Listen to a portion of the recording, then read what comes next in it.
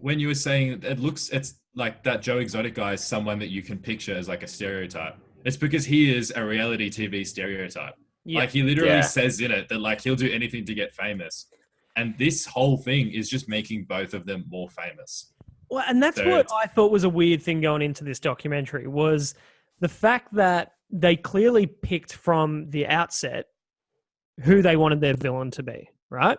So they'd gone in thinking that Joe Exotic, he will be the bad guy here.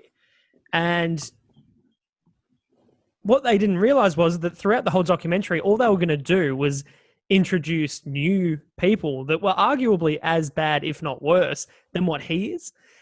Oh, they're all just as bad as each other. But what they were doing 100%. through introducing these people, I think, on a large degree, was to reinforce how bad he was by having these people tell stories about the things he was doing.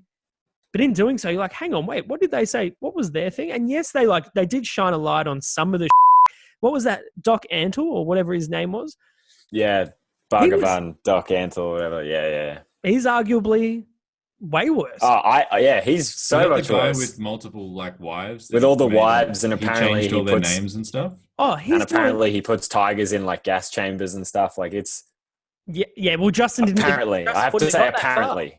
Well, yeah, I would say that is where do those stories come from? They have to come from somewhere. Yeah. So if somebody's saying he puts this in a is gas the interesting. chamber, This is the interesting thing is I don't know if you've heard about this, but the fact that after the docos come out, all of these people that were in it are now being investigated because so much information was brought forward in this documentary that now all of these little sort of it has to be throwaway lines and bits and pieces are being investigated because it's so bizarre. But it has to be, because if there is, for every person that watched it, and this was largely my biggest issue was that like the concern that I had of how everyone was reacting to Joe Exotic, or I mean, Joe Exotic on the main part sort of became the anti-hero in the whole thing. And I'm baffled. I don't understand how or why he's become some sort of pop culture phenomenon where everyone's talking about free Joe Exotic and should Joe be locked up? Absolutely he should. He's a scumbag.